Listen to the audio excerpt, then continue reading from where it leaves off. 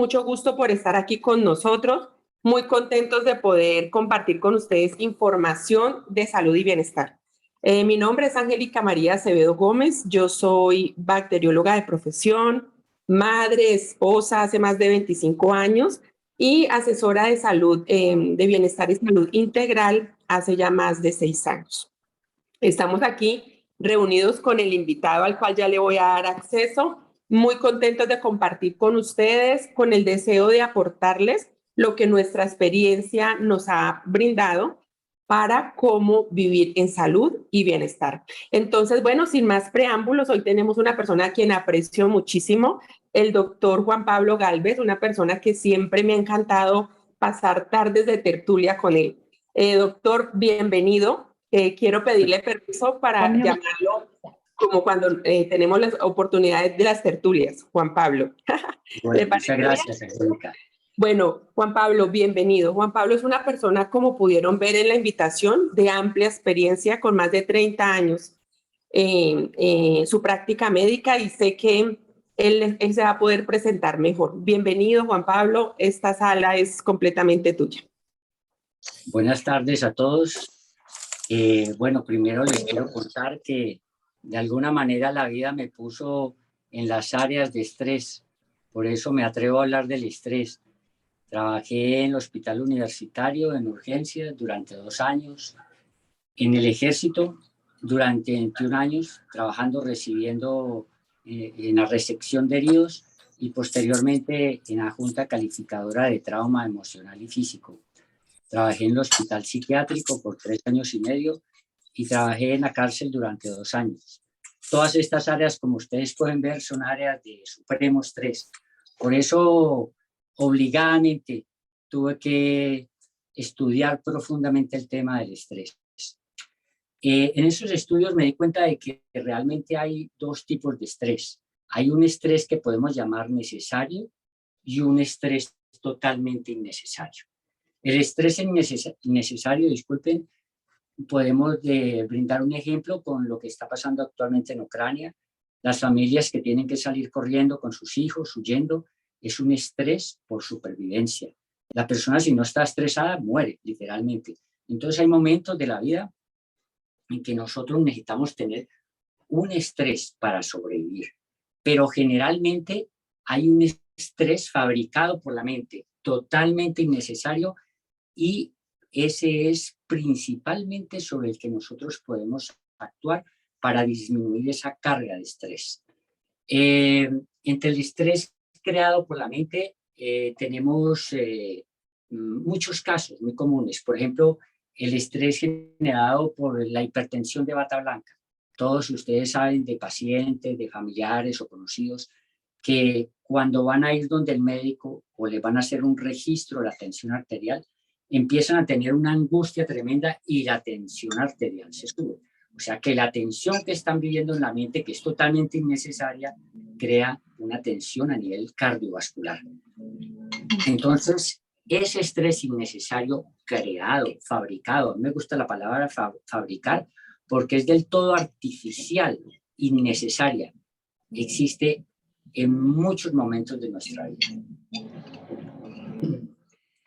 Entonces, este tema del estrés, usualmente, yo creo que no solamente a uno como médico, sino como persona, a mí me ocurrió en un momento de la vida, me hace preguntarme algo.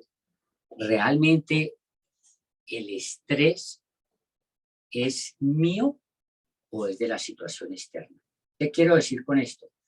Hay situaciones estresantes, ¿es estresante el mundo o yo estoy estresado?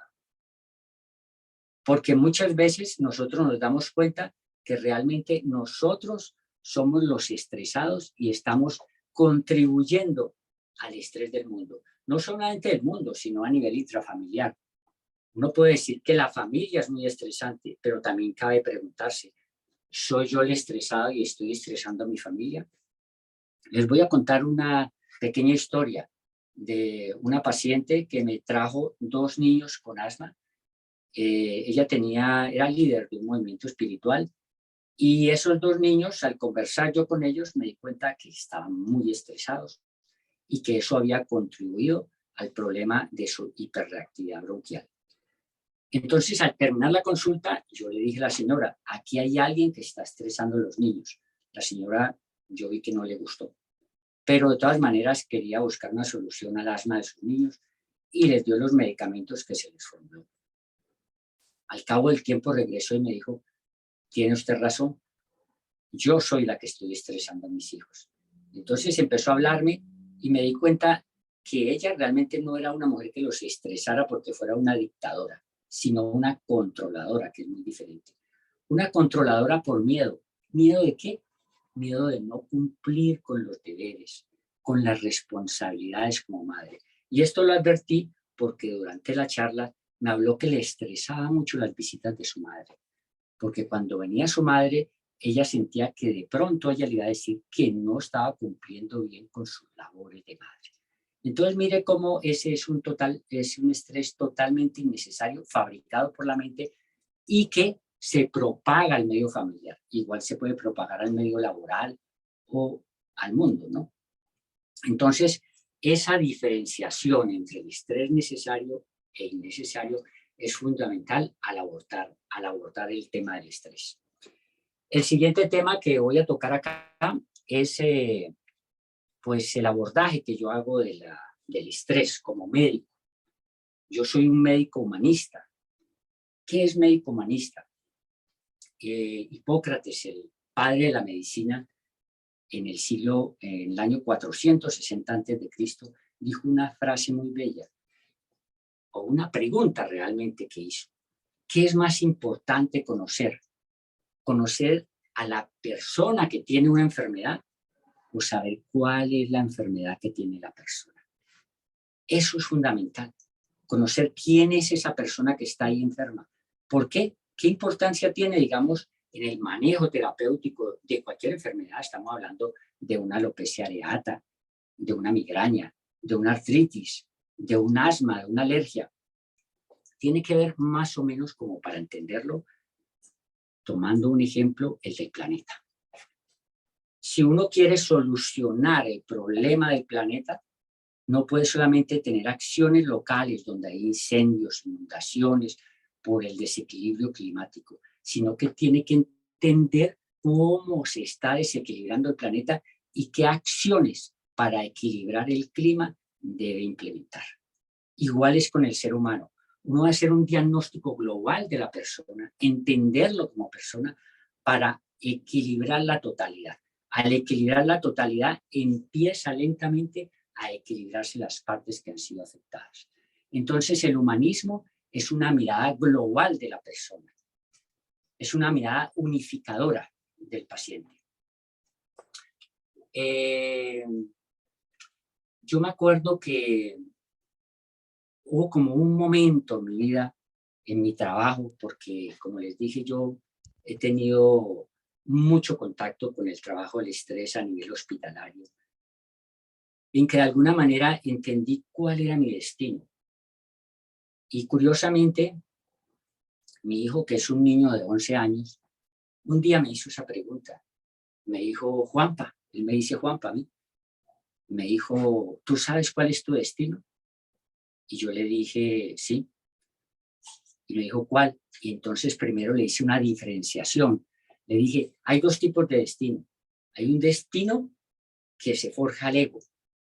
Yo quiero conseguir plata, quiero lograr tales cosas, pero es un destino egoísta, muy personal. Pero hay un destino que uno en algún momento de la vida descubre. ¿Cuál es ese?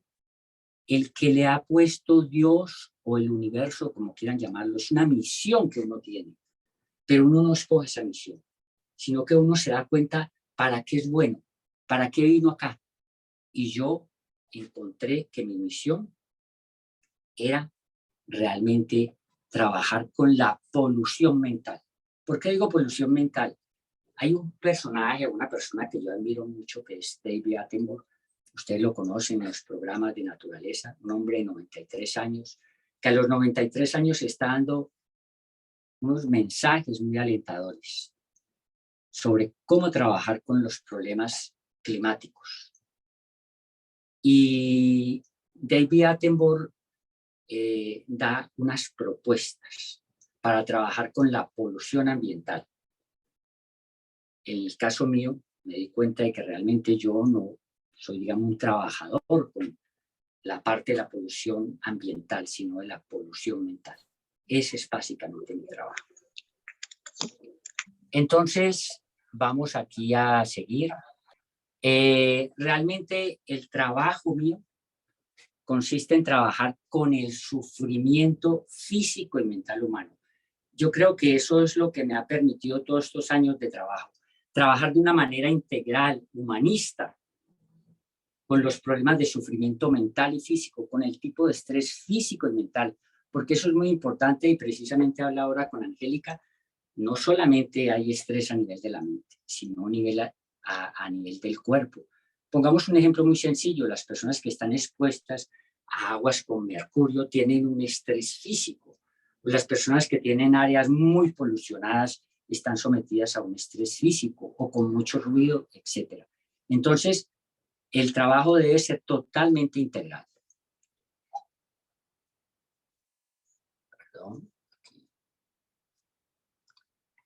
Bueno, entonces generalmente cuando un paciente ingresa a consulta, ya sea de manera virtual o presencial, yo primero me hago la pregunta, cuando me habla de estrés, si ese estrés es necesario o innecesario. Y para averiguarlo tengo, digamos, unas etapas, unos procedimientos. Primero, averiguar cuál es el área de estrés de la persona. Realmente el estrés es un trabajo personalizado, un diagnóstico totalmente individual. Incluso uno ve en un grupo de personas expuestas a la misma noxa, al mismo estrés, digamos, una forma de estresarse totalmente distinta. Y un ejemplo muy sencillo es una familia en la que se muere el padre o la madre y los, digamos, 5 niños que vienen a consulta, cada uno se ha estresado de manera totalmente distinta. Entonces tiene que ser un diagnóstico totalmente personalizado. Por ejemplo, hay personas que la área de estrés es hablar en público. Para otras personas son los celos patológicos. Para otras personas es la impaciencia. Para otras personas es volver a apostar en el amor. Hay personas que han tenido un fracaso y empiezan a desarrollar un miedo visceral a volver a apostar en el amor. Para otras personas es pasar por túneles o lugares estrechos, subir en un ascensor, montarse en un avión, etc. Hay personas que tienen un gran temor a equivocarse al ingresar a un examen en la universidad, etcétera. O hay personas que tienen otra variedad que tienen mucha dificultad para tomar decisiones. Entonces, uno, por así decirlo, se va volviendo con el tiempo como una especie de un detective pero psicológico, emocional, porque cada paciente que ingresa es una especie de reto para averiguar cuál es la fuente personal de estrés de esa paciente. A mí, por ejemplo, me gustaría como tener un programa que se llame Casos Clínicos Resueltos, así como existen casos policíacos resueltos. Pero aquí es casos emocionales resueltos. Les voy a poner 2 ejemplos como para que ustedes tengan una idea de lo interesante que es el abordaje personalizado de cada paciente.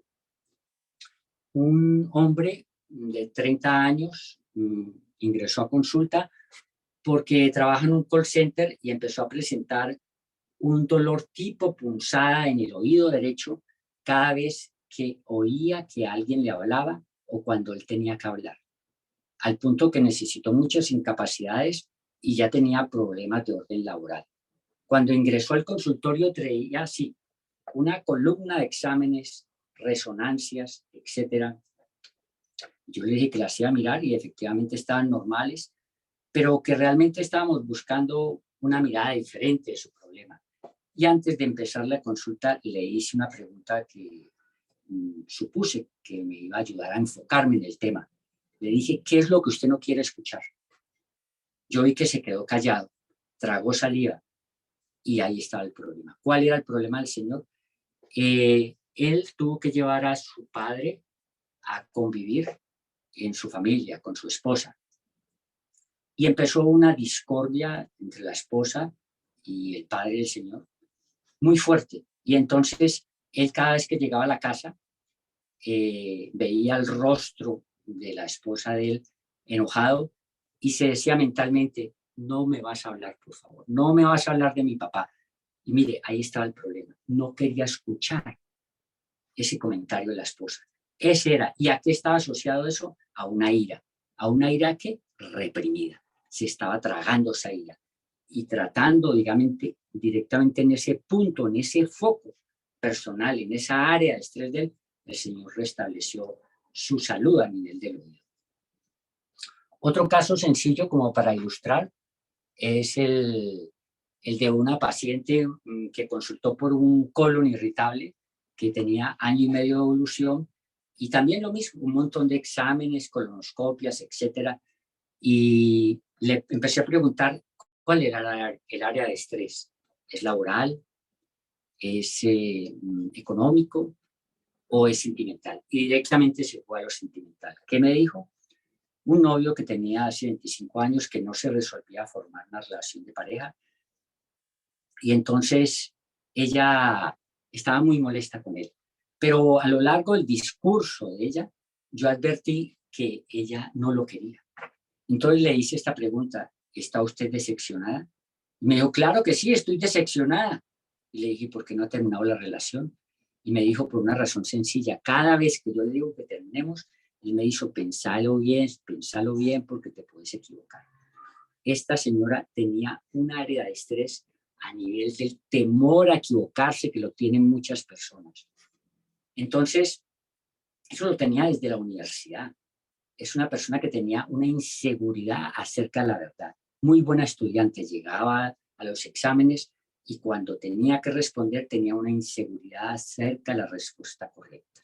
Igualmente en su relación de pareja conocía la respuesta, ya no lo amaba, pero tenía una inseguridad, una vacilación, una duda, y esa era el área de estrés de ella. Entonces, es muy importante que el paciente o uno como persona entienda cuál es el foco, la causa fundamental de estrés a uno en la vida. Finalmente, les voy a contar un caso también que ocurrió ahora en este periodo de la pandemia.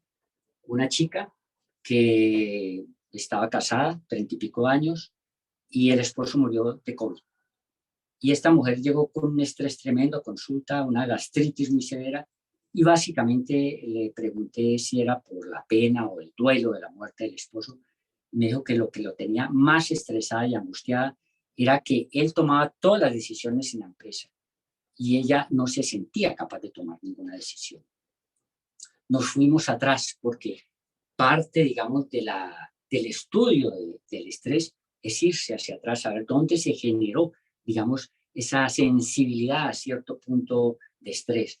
Esta chica, cuando estaba muy pequeñita, tuvo un abuso por parte del padrastro. Y cuando llegó la mamá, la encontró en ese momento, ella pensó que le iba a defender y resultó que le pegó y le dijo que no molestara al señor.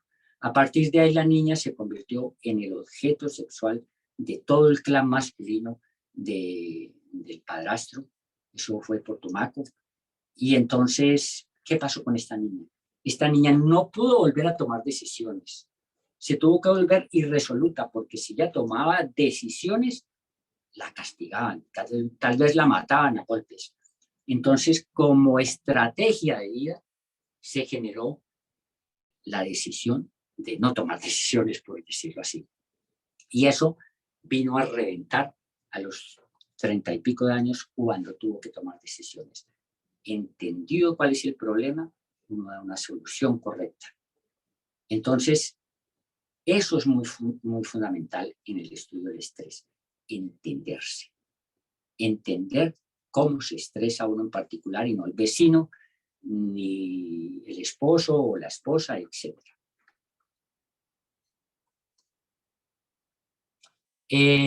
Aquí hay una cosa muy importante y es que en este estudio del origen del estrés, uno hace un corte muy diferente con los manejos comunes del estrés. ¿A qué se dirigen generalmente los manejos del estrés? A aliviar los síntomas. La palabra aliviar es muy interesante porque proviene de una raíz antigua en la que quiere decir de hacer más liviano, de aligerar una cosa. Por ejemplo, el acetaminofén aligera, nos alivia de la fiebre, pero no cura la infección. Y en general, la mayoría del manejo medicamentoso a nivel del estrés está destinado a eso. ¿Qué usamos? Ansiolíticos, analgésicos, relajantes musculares, antiinflamatorios, que duran 8 o 12 horas de acción y ya después volvemos a lo mismo. Entonces, pues sí, pueden ser usados en un momento, ¿no? Un dolor de cabeza, etcétera. Pero es fundamental irse a buscar la causa. ¿Para qué? Ya no para aliviar, sino para obtener una mejoría. La palabra mejoría es muy bonita porque ustedes la han escuchado cuando una persona está hospitalizada y preguntan por ella, ¿cómo está el enfermo? Está mejor, hay una mejoría. La mejoría implica sanación, curación y en este caso concreto que estamos hablando, sanación del estrés. Y eso es lo que se busca realmente.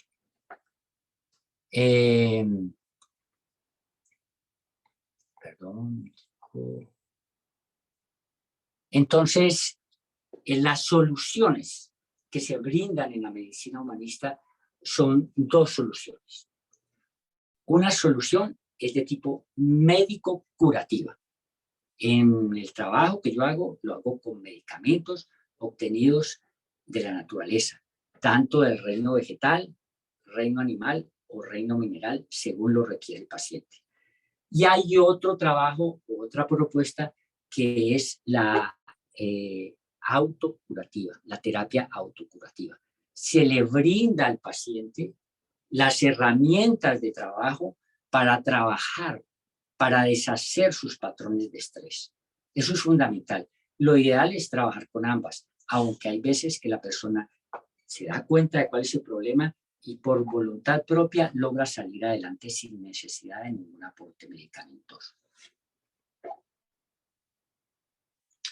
Este manejo, lo que yo he visto es que trae un concepto muy interesante para los pacientes, para mí mismo, etcétera, que realmente existe una higiene física y una higiene mental. La higiene física es cepillarse los dientes, bañarse, etcétera, pero también debe haber una higiene mental. Y esa higiene mental, por favor, Angélica, ¿me pones la del jardinero? La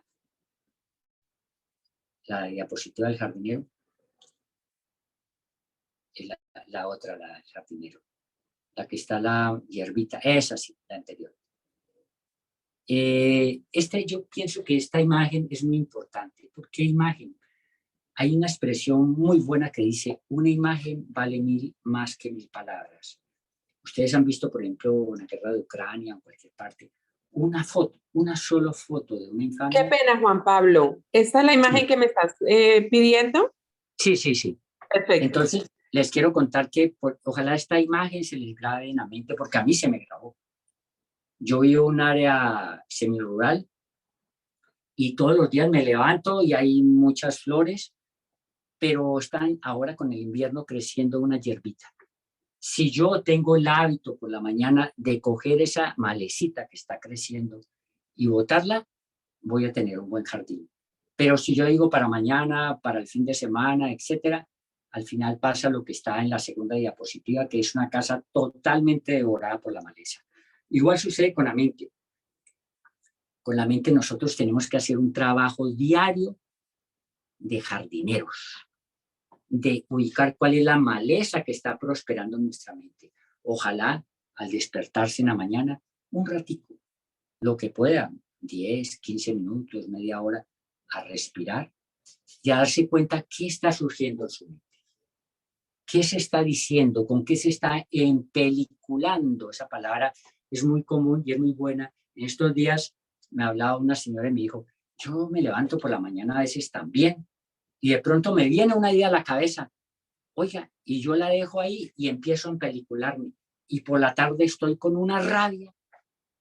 En efecto, esta señora ha tenido un problema laboral, un disgusto muy grande porque una injusticia que no le han resuelto y no sabe si le resolverán.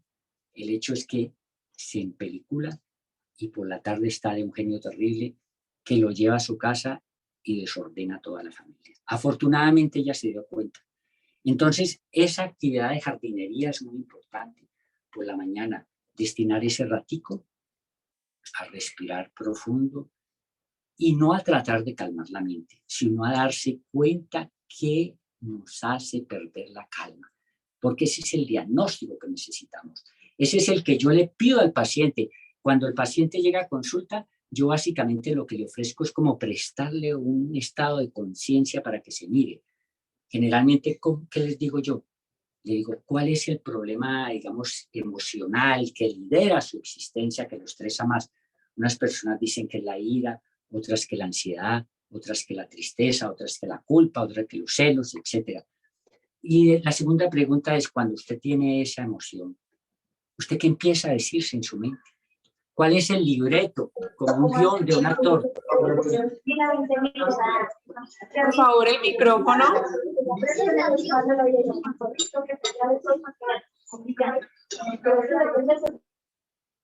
Sí, listo.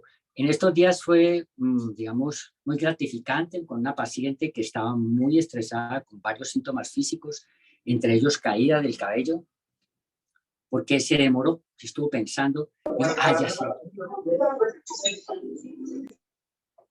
ya sé qué es lo que me digo en la mente, qué es lo que me empiezo a repetir, Ella tuvo una relación, digamos, el novio desapareció sin decir nada hace 6 años, y ella todas las mañanas empieza a ensayar un discurso como una actriz, si se lo encontrara, para decirle, ¿por qué te fuiste así? ¿Por qué no me explicaste?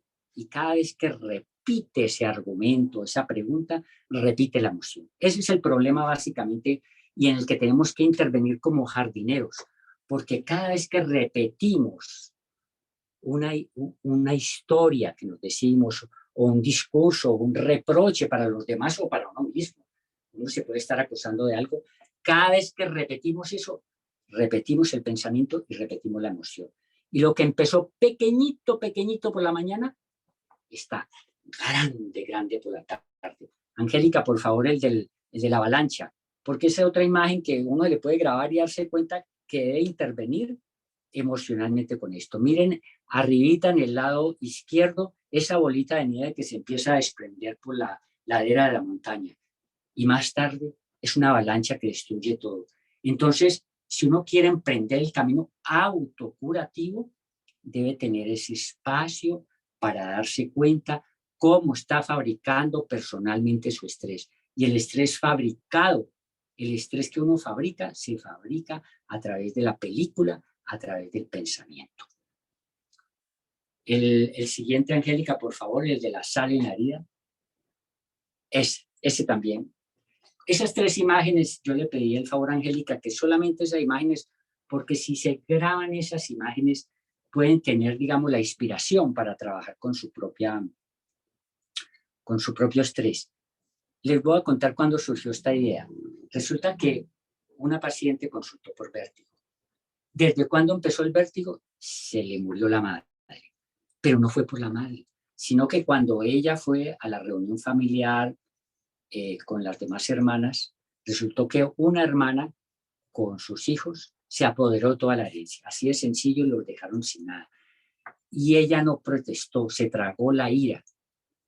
Y cuando regresó a Cali, porque eso ocurrió en otra ciudad, ella empezó a decirse que ella tenía que sacarse el clavo, que algún día se iba a sacar el clavo. Cuando llegó a consulta, en esa política de mantener viva su herida emocional, le había dado un vértigo. Entonces yo le dije una cosa, señora, cuando uno quiere sacar un clavo, tiene que mantener abierta la herida, porque si no ya después no tiene realmente la fuerza para decir las cosas. Eso se parece como a un cirujano perverso. Un cirujano sano, hay una herida, la lava todos los días y busca que se cierre. Pero un cirujano perverso le echa sal a la herida para que se mantenga abierta. Y a nivel emocional nosotros incurrimos en ese error todo el tiempo. Todos, yo he incurrido, todos incurrimos en mantener abierta la herida, en echarle sal. ¿Y cómo le echamos sal? Repitiendo la misma cosa. no solamente repitiéndola a nosotros mismos. Obsérvense un día, empiecen un día por la mañana, que empiecen en buen ánimo, con buen ánimo. Y de pronto surge una propuesta a la mente. Piensa en esa, en ese, en el jefe, en alguien que lo ha ofendido, que lo ha herido. Y empiece a repetir. Y dése cuenta de lo que pasa, que realmente esa herida usted la mantiene abierta, que no está procediendo como un buen cirujano para que se cierre esa herida emocional. Bueno, habiendo dejado como esas 3 imágenes que ojalá se les guarden para poder trabajar con su propio estrés, entonces ahora seguimos con un punto importante. A lo largo, digamos, de mi vida, yo he aprendido el estrés no solamente por lo que he aprendido en los libros o como profesional, sino conmigo mismo. ¿Por qué les cuento eso? Hace poco un compañero pediatra me trajo su hijo porque tenía un problema. Lo había llevado inicialmente donde alguien muy joven, un profesional de la salud, pero él quedó descontento. Y bueno, yo miré el hijo le dije esto y lo demás allá. No porque yo sea superior, no, él me dijo una palabra muy interesante, me dijo, definitivamente las horas de vuelo valen mucho. Y yo le dije, sí, las horas de vuelo valen mucho, pero no solamente por los vuelos exitosos, sino por los aterrizajes forzosos y los estrellones que uno tiene en la vida. Así es que aprende uno. Entonces, yo personalmente he fabricado muchas veces estrés innecesario. Les voy a contar para que les quede, digamos, una anécdota que les pueda servir, cómo, digamos, nos estresamos y nos polucionamos mentalmente a partir de cualquier evento. Mi padre murió hace 8 años. Él murió a la medianoche.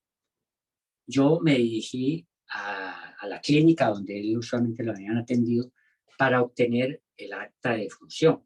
Fui donde el colega que era amigo muy personal mío, para que me hiciera esa acta de defunción para evitar todas esas vueltas a nivel, digamos, de salud pública, en fin.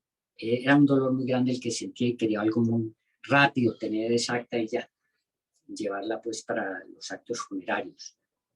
Yo llegué muy confiado en mi amigo y el amigo me dijo, no, yo no te puedo hacer el certificado. Yo me quedé sorprendido porque yo firmaba un montón de certificados en la vida. Pero le creí y dije, de pronto acá en esta institución tiene alguna reglamentación que no conozco. El hecho fue que yo me despedí de él y abordé como a la media hora una doctora y le dije, doctora, le conté la situación. Me dijo, no, tranquilo, yo se lo hago. Y yo dije, seguro él está equivocado. Yo no pensé mal de mi amigo, sino que lo llamé. Le dije, mira, resulta que sí se puede. Me dijo, acabo de salir hace 5 minutos y ya me voy para la casa. Yo sentí una rabia con la palabra. ¿Cómo es que un amigo no se devuelve por 5 minutos en un momento tan doloroso como ese? Y resulta que esta doctora me tuvo desde las 8 de la mañana hasta las 2:30 de la tarde. Ay, que sí, que no, y hasta las 2:30. Y esa ira fue creciendo. ¿Por qué fue creciendo? Porque yo empecé a preparar un guión para decírselo a mi amigo. ¿Qué le iba a decir? Oye, bien cortico, y lo ensayaba, y cada vez lo pulía mejor para que fuera bien hiriente para que sintiera mi herida, ¿no? Entonces el libreto más o menos decía así, mira, hay favores que se piden una sola vez en la vida, porque solamente una vez en la vida se le muere a uno el papá. Y cada vez que yo decía eso, sentía la oleada. ¿Qué es eso? Eso es un sufrimiento innecesario, un estrés innecesario, en el momento de un luto. Y es comunísimo. Montones de personas viven eso, no solamente yo. Se les muere un familiar y aparece la indignación. Yo tenía una indignación. Montones, indignación, sentimiento de culpa, y se va formando como un cóctel. Pero no un cóctel de licores, sino un cóctel de dolores. Y a menudo, cuando un paciente consulta por un estrés posterior al fallecimiento de un ser querido, le puedo decir que hasta el 60% o 70 es un dolor o un estrés innecesario. Y el trabajo de uno es ayudarle a entender eso y ver si él lo puede resolver o si necesita una acción medicamentosa o psicoterapéutica. Bueno, entonces acá seguimos. Con respecto a este, digamos, a este legado que me ha dejado la vida, esa es la palabra. Yo uso una palabra muy bonita de la Dalai Lama: herramientas hábiles para trabajar con el sufrimiento. Yo le agradezco mucho a Dios que yo tenga herramientas hábiles para trabajar con el sufrimiento, que no las tenía hace muchos años. Poder ver a una persona que no conoce a uno, a un amigo, a alguien que conoce accidentalmente en un viaje y verla con un problema y tener las herramientas para poder ayudarle. Eso es clave. Entonces, el estrés fabricado por la mente podemos trabajarlo de dos maneras. En el fondo hay muchas, pero hoy voy a dar dos capsulitas. Dos capsulitas que ojalá les sirvan a ustedes para trabajar el resto de la vida. Pueden ser muy valiosas, a mí me han servido mucho. La primera, la que les acabo de decir, la de jardinero. Por la mañana, ese discurso que se empiezan a contar, no solamente a contar, uno se da cuenta que cuando se lo empieza a repetir a los amigos, cada vez que lo cuenta le duele. Uno realmente debe contárselo a la persona que le va a brindar una solución, pero no estar por ahí repitiendo y repitiendo, porque uno va aumentando su dolor en la medida en que se lo cuenta a los demás o se lo repite en su propia mente. Y la segunda técnica, la capsulita, que me ha servido mucho y le ha servido a muchos pacientes, se llama trabajar con tres dificultades para trabajar con el estrés. La primera, verse a sí mismo uno. Es como lo que llaman el tercer ojo o la conciencia. Verse sin criticarse. Ver las cosas que hace o las reacciones que tiene a diario. Observarlas. Y darse cuenta si eso está generando sufrimiento en su vida. Uno lo siente en el cuerpo, la oleada. El cuerpo avisa mucho. Precisamente yo hablaba con Angélica la importancia de, digamos, purificar el cuerpo, porque el cuerpo tiene una campanita que nos dice. Y para hacer un paréntesis sobre esto de verse a sí mismo, les voy a contar una cosa muy bonita, bonita porque es un entendimiento del paciente, no por el sufrimiento de él. En esta pandemia, una paciente tuvo una dificultad muy grande, una pelea con una hermana, y le contaron que había tenido un colapso económico, una ruina económica. Y cuando le contaron, ella sintió en su interior una oleada. Oiga, en el cuerpo la oleada, una oleada de satisfacción. Eso se llama odio. El odio es cuando nos sentimos satisfacción porque se lo ha cobrado la vida, no porque lo hemos cobrado con nuestras propias manos, que es la venganza. La vida se lo ha cobrado. Y a ese sentimiento de odio inmediatamente vino otra oleada, la culpa, la vergüenza por sentir eso hacia su hermana. Entonces, pero el cuerpo le señaló que sentía odio y vino a consulta. Me dijo, siento odio, necesito ayuda. Entonces el cuerpo nos dice muchas cosas. Por eso es importante no fumar, tener buen aire, una alimentación sana, hacer ejercicio, tener esos receptores, esas antenitas que nos hablan de todos esos movimientos, de esas sensaciones que nos avisan que nos estamos metiendo por mal camino emocionalmente. Entonces, la primera es verse a sí mismo en la mente y en el cuerpo. La segunda es, ubicado el problema, hacer algo diferente. Y la tercera es continuar haciéndolo. Para brindarles como un ejemplo que les puede servir de inspiración, nuevamente les cuento algo personal. Mi padre fue un hombre difícil, tenía momentos de violencia, lo quise mucho, tenía muy plural, unas cosas muy tiernas y violentas. Y resulta que en un momento que nos apartamos mucho, hubo mucho distanciamiento. Y yo iba regularmente a almorzar a la casa de mis padres, Y siempre encontraba a mi padre sentado ahí, con ese rostro como hosco, como que no me hables, como que no me mires. Y yo dije, no, yo tengo que cortar esto. Yo tengo que cortar esto porque no sé qué le pasa a mi papá un día y yo no quiero quedar con facturas pendientes. Quiero estar a paz y salvo con mi papá.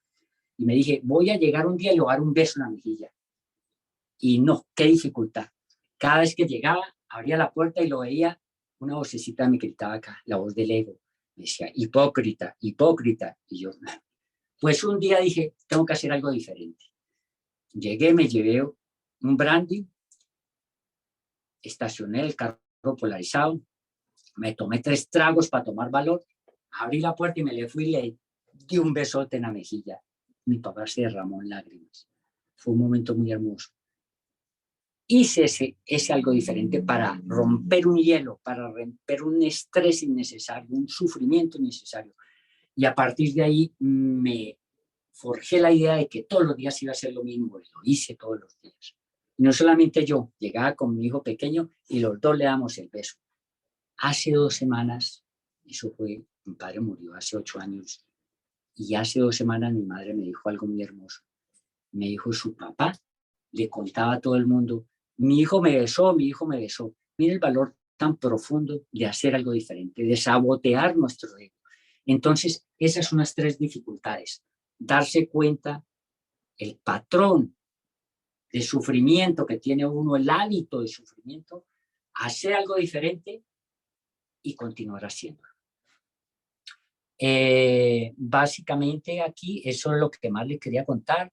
Simplemente para terminar, los quiero como invitar, más adelante hay una página en Instagram y si existe, digamos, una voluntad de ustedes, puedo brindar mucha más información de trabajar de una forma autocurativa, de trabajar con su mente, de despejarla. Yo realmente quedo muy alegre cuando veo un cambio y espero que esto que hemos hecho hoy les sirva a varias personas para empezar un cambio en su vida. Juan Pablo, súper. Muchas gracias. Juan Pablo, muchas gracias. De verdad que a mí personalmente me doy cuenta de que he trabajado bastante en todas las emociones, pero me dejas muchas más enseñanzas. Divina tu historia con tu papá. Aquí hay 2 intervenciones, hasta el momento no hay más preguntas. Comenta María Clara, me parece importante comentarte esto que están contando ellas. Dice María Clara que ella le estresa mucho hablar en público, que también el miedo a equivocarse la paraliza, ¿sí? ¿Qué consejo, por ejemplo, le darías a María Clara para que pueda manejar eso, para que haga algo diferente? Ese lo tengo porque la otra vez estuve en una charla y una chica se demoró 3 días en hacer una pregunta, era un retiro, y la persona que lideraba eso le dijo algo muy bello y que yo te lo transmito. Le dijo, cuando usted vaya a hacer una pregunta y tenga mucha dificultad para hacerla, no piense en usted, sino que piense en todas las personas que están aquí y no se atreven a hacer esa pregunta. Haga esa pregunta por los demás, hágale el favor a los demás y eso le va a ayudar a liberarse. Súper.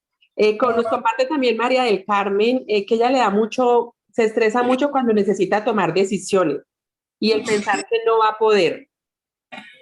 Sí, hay un drama humano que es típico, que es la sensación de no ser capaz, de no poder. Yo digo que de la consulta puede ser el 30-40%. Es muy común, es la persona que tiene una imaginación sobre una falta de idoneidad para ser capaz. Inclusive tiene todo un discurso. Hace un tiempo un paciente me comentó todo el discurso que tenía, se decía cada vez que hacer algo, pero si los demás lo pueden hacer, ¿por qué no lo puedo hacer yo? El consejo es ubicar ese discurso, esa maleza que empieza a prosperar en tu mente y hacer algo totalmente diferente o cortar ese discurso. Uno puede hacer algo totalmente diferente con ponerse a cantar, componer música, pero no dejar prosperar ese discurso. Existe a nivel de la medicina un medicamento natural que ayuda profundamente a deshacer en el fondo es como una fijación. Y como no es real, se cura. ¿Por qué no es real? Es como si una persona no fuera cojo, un individuo no fuera cojo y pensara que fuera cojo. Si es cojo, no hay nada que hacer. Pero si no es cojo y se figura que es cojo, hay mucho que hacer. Y hay un medicamento que se le puede ayudar mucho. Pero si quiere emprender su trabajo autocurativo, es cortar esa maleza diaria. Diaria, todos los días cortarla. Ese es mi consejo. Súper, Juan Pablo, pues muchísimas gracias. La verdad es que le compartí a Juan Pablo antes de empezar la charla que yo en estos, soy profesional de la salud, pero la verdad he entendido, y Juan Pablo es un excelente ejemplo, de que a nosotros los profesionales de la salud nos entrenan para intervenir la enfermedad, pero no nos han entrenado para cuidar la salud y el bienestar desde esa manera como nos está enseñando hoy Juan Pablo, hacernos responsables de mis emociones, ¿sí? Y bueno, listo, ya soy consciente, siento rabia, siento celos, ahora ve profundo y mira tus pensamientos, ¿sí? Entonces, he entendido que la mayor cantidad o el mayor porcentaje de las enfermedades, las personas normalmente nos victimizamos ante una enfermedad. Decimos, no, es que es un problema familiar, es la herencia familiar, entonces nada que hacer, a mí me tiene que dar diabetes, es una situación familiar, entonces a mí me debe dar cáncer. O por ejemplo, en el caso personal, mis hijos eran asmáticos porque yo era asmática y yo me dije, pues eso tiene que ser así. Y yo era asmática porque en mi familia había asma y eso tiene que ser así. Y resulta que no. Cuando nosotros nos hacemos responsables de que mi salud depende de mí, yo puedo intervenir, les puedo asegurar que más del 50, del 90% en sus estados de salud y bienestar. Y fundamentalmente, ¿en qué aspectos? En tres aspectos, ¿sí? Primero, ¿cómo están tus emociones?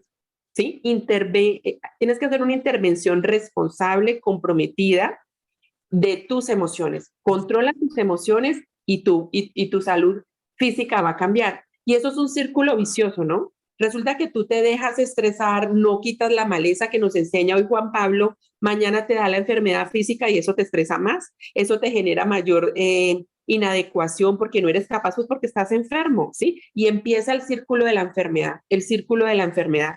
Entonces, otro aspecto que yo tengo que cambiar, mis hábitos. Pero resulta que si tú no controlas tus emociones, si tus emociones son malas porque tus pensamientos no son los correctos, ¿sí? Debemos de pensar lo bueno, lo justo. Mi mayor maestro por excelencia nos enseña, aprende lo bueno, lo justo, piensa siempre en lo bueno, en lo justo, en lo que tiene buen nombre, pero nosotros siempre estamos pensando en lo malo, en la crítica, en la, ¿sí? Entonces, si tú no cambias tu manera de pensar, muy seguramente que los hábitos no van a ser buenos. Los malos pensamientos te llevan a malas emociones y las malas emociones te llevan a fumar, te llevan a drogarte, te llevan a tomar, ¿sí? Entonces, cambiar los hábitos si las emociones no son buenas no es fácil, ¿sí? Muchas personas dicen, ¿por qué estoy enfermo?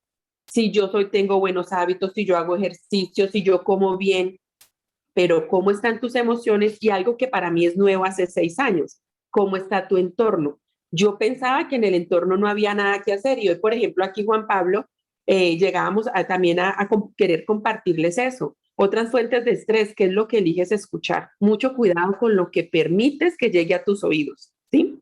Los alimentos que escoges, la carga tóxica a la que te expones y la desconexión con la naturaleza. Juan Pablo, yo sé que tú eres un hombre de sentarte porque tengo el placer de estar muy cerca de ti y tú todas tus mañanas, por ejemplo, meditas, ¿sí? Practicas artes marciales. ¿Tú dónde prefieres hacer tus artes marciales? ¿Afuera de tu casa, que es un paisaje hermoso, que es sobre el pasto, o dentro de tu habitación? No, claro, afuera, cerca de los Total. árboles, mucho mejor. Exacto, estamos desconectados con la naturaleza, ¿sí? Entonces hoy también yo les quiero compartir que yo también tengo soluciones para ustedes y es que conocí hace 6 años que a pesar de que vivamos en un rascacielo, vivamos en un piso 30, nosotros podemos seguir aún conectándonos con la naturaleza.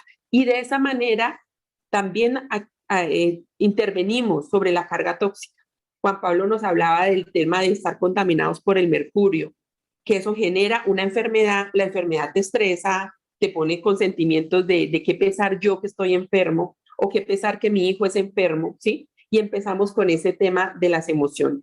Entonces, compartirles también que nosotros tenemos información para que tengamos una vida en bienestar. Hacemos parte de una comunidad donde trabajamos en la mente, la necesidad de controlar nuestra mente para poder tener unas buenas decisiones físicas y poder aportar a nuestra familia y de esa manera también intervenir en la sociedad y en las finanzas, ¿sí? Nosotros también, por medio de tecnología, eso que Juan Pablo siente cuando hace sus ejercicios en el pasto de su casa, porque él tiene ese privilegio, pero no todos lo tenemos, o las personas que van a la playa, porque uno se siente tan bien, porque hay energías en la naturaleza de las cuales no somos conscientes. Entonces, por eso la importancia de que conectemos con la naturaleza. Entonces, bueno, Juan Pablo, de verdad, creo que por aquí hay otras preguntitas. Aquí, por favor, pueden ir tomando el Instagram de Juan Pablo para que lo contacten, para que le hagan sus preguntas, para que sigan a través de Instagram la información que él con mucha frecuencia nos comparte y así vayan fortaleciendo y también lo consulten. Aquí está en la tarjeta, está el celular. Las personas que de pronto no lo conocen directamente a él me pueden preguntar a mí el número celular con mucho gusto, ¿cierto, Juanpa, que se los puedo compartir? Claro, claro, claro, con mucho gusto, sí. Yo soy Entonces, un médico como personal, ajá. sí, personalizado, como a la antigua. Bueno, aquí nos preguntaba María del Carmen la imagen sobre la contaminación. Precisamente eso, María del Carmen, quería comentarles eso. Otras fuentes de estrés es la contaminación que no nos damos cuenta y que nosotros también nos tenemos que hacer responsables de intervenir. Les contaba que nosotros éramos asmáticos y solamente con cambiar el agua, el asma se fue de mi casa. ¿Listo? Por aquí también me preguntan, ¿me estresa solo el pensar en hacer una llamada? Ese miedo a contactar a otras personas, Juan Pablo, ¿qué le podrías decir a Adrianita sobre eso? Sí, ese es básicamente un tema central de la humanidad y actualmente estoy terminando un libro sobre eso. Es el temor a socializar. Hay personas que es el drama de su vida. Yo me acuerdo una mujer, una gerente de alto vuelo, que me dijo, vea, yo no tengo problema para diseñar planes y todo, pero cuando tengo que hacer una intervención social, un negocio, mando al gerente, porque a mí me estresa mucho. ¿Y de dónde se origina generalmente? Muy comúnmente se origina de un fracaso en el amor a nivel de la infancia. Entonces la persona empieza a tener un temor respecto al amor porque el amor le hizo daño y cualquier acercamiento puede generarle la posibilidad de que se involucre con la persona. Esa es una posibilidad porque puede haber otras posibilidades en la persona que me está preguntando. Pero, digamos, estadísticamente es la más común.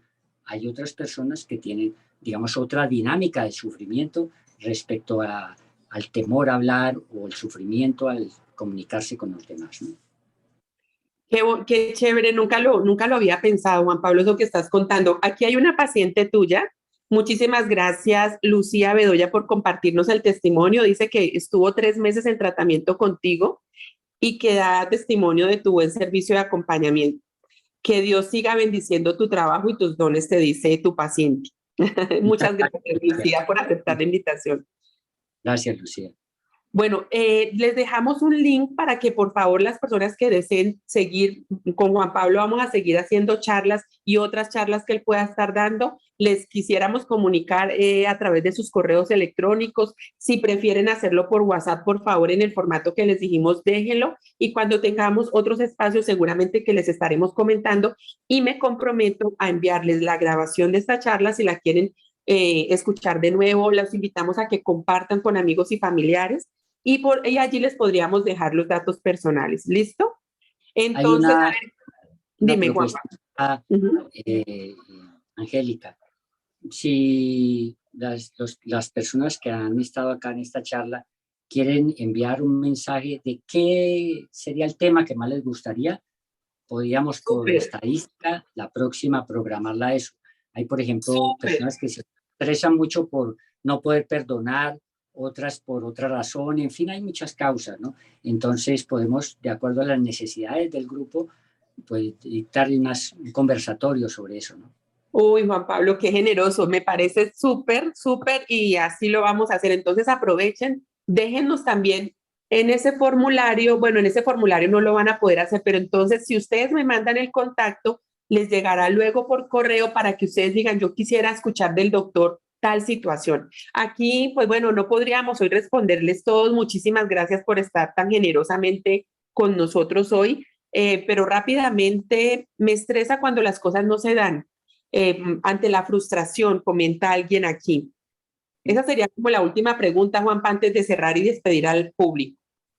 Eso, ahí está solamente el síntoma. Hay que ir atrás. Si realmente le estresa por, digamos, las expectativas que tienen otras personas con respecto a la persona que está hablando, o es algo personal.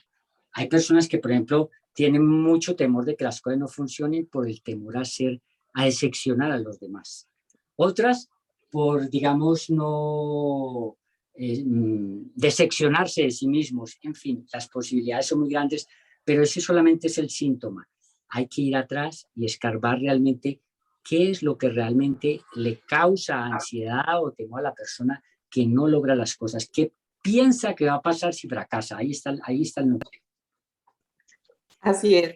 Bueno, Juan Pablo, ¿verdad? Muchísimas gracias por tu generosidad, por contarnos todas las historias tan bonitas, muy tan bonitas. Muchísimas gracias a las personas que se conectaron hoy con nosotros por la confianza y felicitaciones. Los felicito porque normalmente las personas cuando estamos con situaciones de disconfort en la parte emocional, en el bienestar, en la salud, queremos que otras personas nos solucionen y no. Definitivamente la respuesta está en nosotros y el decidir ser autodidactas, el aprender, el conocer mi cuerpo, es increíble lo poco que conocemos nuestro ser, ¿sí? Lo poco que lo conocemos. Entonces, imagínense cómo administrar algo que no conocemos. Entonces, felicitaciones por disponerse. Esta es una cápsula más de pausa activa del bienestar. Estamos haciendo episodios, esta es la tercera. Entonces les estaremos invitando en nuevas oportunidades. Hasta pronto. Juan Pablo. Un abrazo para todos. Gracias. Gracias.